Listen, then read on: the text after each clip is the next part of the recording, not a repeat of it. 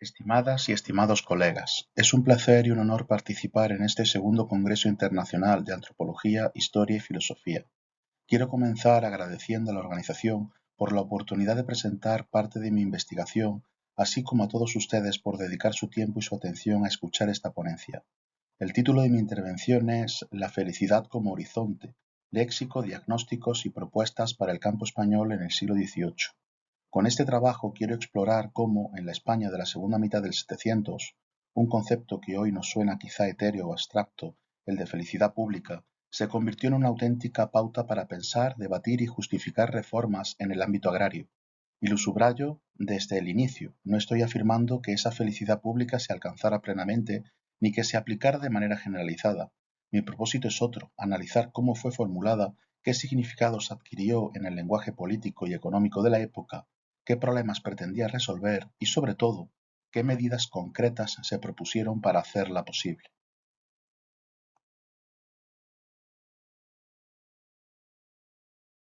El objetivo de esta ponencia, por tanto, es doble. En primer lugar, reconstruir el vocabulario con el que se definía la felicidad pública en la segunda mitad del siglo XVIII, viendo cómo esa noción se entrelazaba con ideas como la utilidad, el bien común, la comodidad o la abundancia.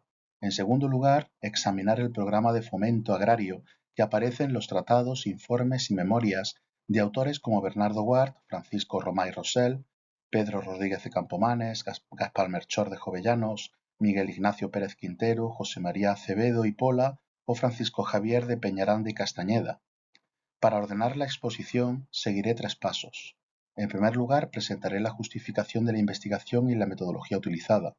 En segundo lugar, explicaré los resultados divididos en dos grandes apartados: el léxico de la felicidad pública y el diagnóstico e instrumentos del fomento agrario. Finalmente, recapitularé las conclusiones, poniendo el acento en las continuidades, tensiones y límites del programa reformista.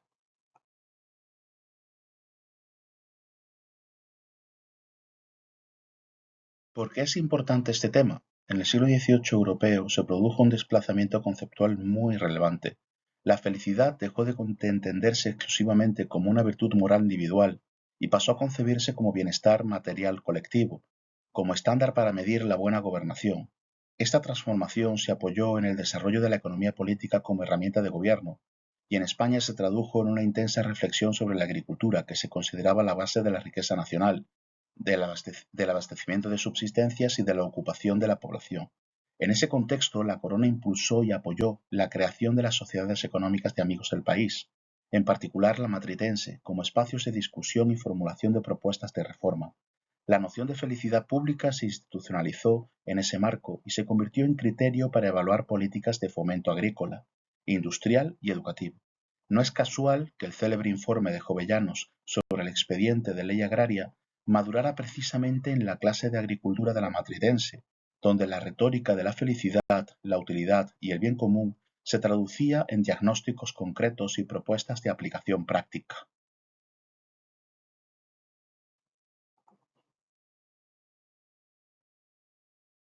Para este análisis he trabajado con un corpus de tratados y memorias publicados o redactados entre 1750 y 1800.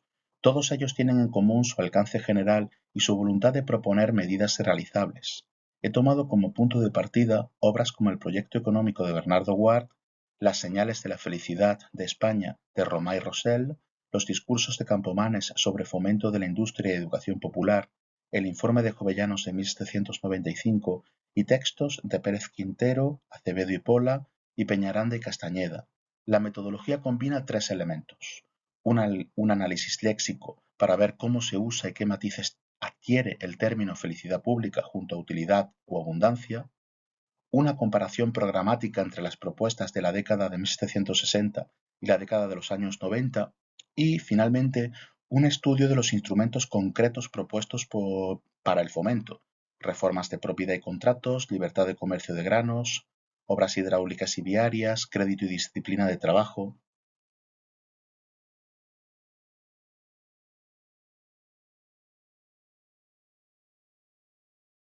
En cuanto al léxico, lo primero que llama la atención es que felicidad pública no aparece como un mero adorno retórico ni como una expresión vacía de contenido.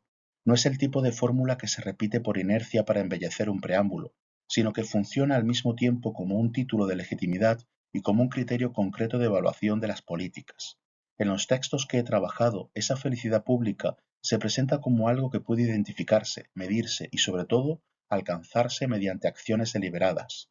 Por ejemplo, Francisco Romay Rosell abre su obra de 1768 hablando de las señales de la felicidad de España y los medios para hacerlas eficaces. No se limita a enunciar un estado deseable, establece indicadores, señales observables que permitirían constatar si el país avanza o no hacia esa meta. De forma similar, Francisco Javier Peñaranda y Castañeda, en 1789, habla de medios adecuados para su perpetua felicidad.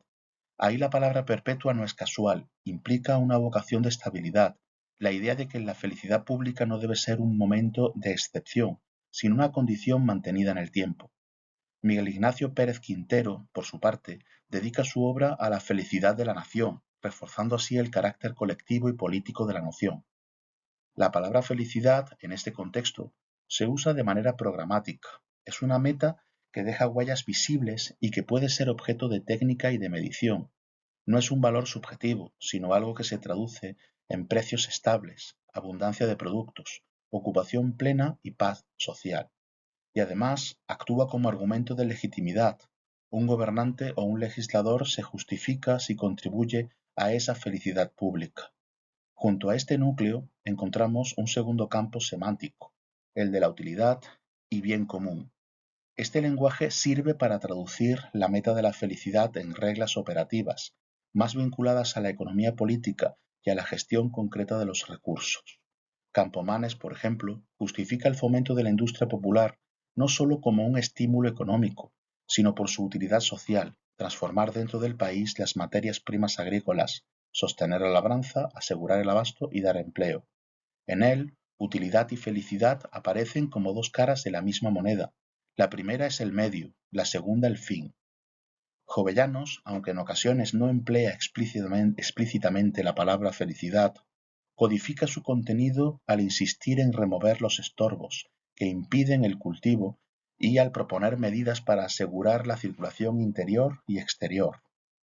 Finalmente, el tercer campo semántico relevante es el de la comodidad y abundancia.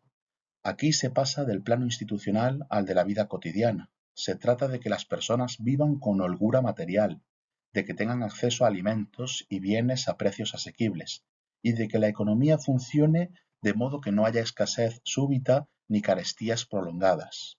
Arriquíbar, por ejemplo, propone medir la buena gobernación por la abundancia y la fluidez en la circulación de subsistencias, y convierte el precio del pan en un auténtico barómetro del bienestar colectivo. La idea es sencilla, pero también exigente. Una política es útil y por tanto fomenta la felicidad pública si aumenta el cultivo, estabiliza los precios y amplía la ocupación útil.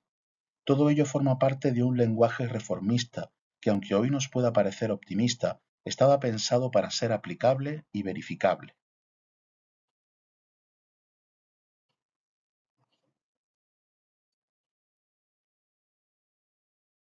En cuanto al diagnóstico, los autores coinciden en que la agricultura española del siglo XVIII rendía muy por debajo de sus posibilidades. Esta coincidencia no significa que todos vieran exactamente las mismas causas ni que propusieran idénticas soluciones, pero sí que compartían una lectura general. El país contaba con recursos abundantes, tanto en tierras como en población, y sin embargo no se obtenían los resultados que cabría esperar. Las causas de este bajo rendimiento se distribuían en cuatro frentes principales. En el plano legal y corporativo señalaban la amortización eclesiástica y civil, que inmovilizaba grandes superficies de tierra, los privilegios de la mesta, que limitaban el uso agrícola de pastos y dehesas, la mala administración de baldíos y comunales, que a menudo quedaban improductivos o se explotaban de manera insuficiente, y ciertos cerramientos que, lejos de proteger, impedían mejorar el cultivo. En el ámbito de la circulación interior, las críticas se dirigían a las posturas, las tasas y los peajes que encarecían el transporte de granos, dificultando que las zonas excedentarias abastecieran a las deficitarias. En el plano físico se insistía en la falta de obras hidráulicas y viarias, canales de riego, navegación interior, caminos y puentes que facilitasen el intercambio. Finalmente, en el plano financiero, se subrayaba la escasez de crédito asequible para labradores y artesanos, lo que impedía invertir en mejoras o incluso mantener la producción en años difíciles. A partir de este diagnóstico, las propuestas se organizaban en 5 frentes. El primero era la reforma legal de la propiedad y de los contratos rústicos para poner en producción toda tierra apta y estabilizar las relaciones entre propietarios y cultivadores. El segundo, la libertad interior del comercio de granos, pero con una gestión inteligente, modulada por umbrales de precio y con una policía orientada a facilitar la circulación, no a obstaculizarla. El tercero, la inversión en infraestructuras hidráulicas y viarias, concebidas como un multiplicador económico. Abarataban el transporte, integraban mercados y mejoraban el precio neto que recibía el productor. El cuarto, la creación o reforma de mecanismos de crédito, como pósitos, montepíos o fondos auxiliares, para sostener el ciclo productivo sin caer en manos de la usura. Y finalmente, el quinto, la disciplina del trabajo y la educación técnica, entendidas como base de la productividad agraria. Sin trabajadores formados ni industrias auxiliares, el campo quedaba expuesto a ineficiencias y a una fuerte volatilidad de los precios.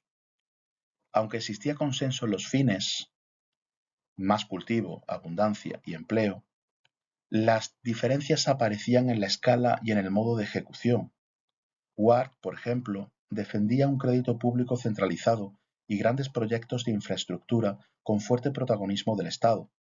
Peñaranda y Castañeda, en cambio, prefería reformar y aprovechar instituciones locales ya existentes, apostando por una mejora gradual.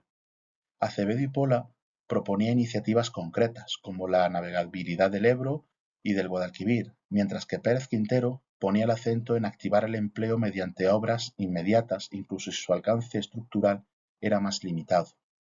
Esta variedad muestra que más que un único plan, había una familia de proyectos que compartían un horizonte común, pero que divergían en las rutas para alcanzarlo.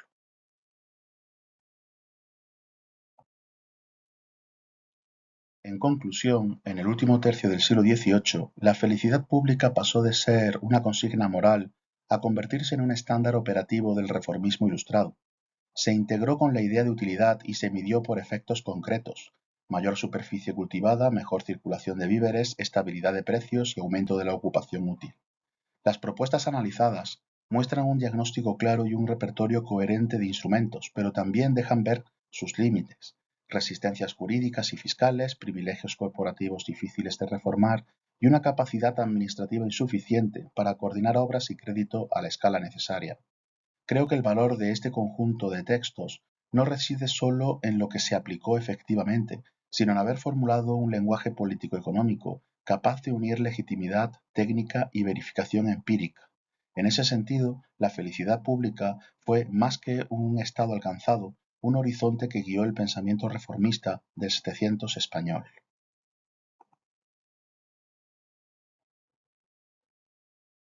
Les agradezco mucho su atención y quedo a su disposición para preguntas y comentarios que puedan enriquecer este trabajo. Muchas gracias.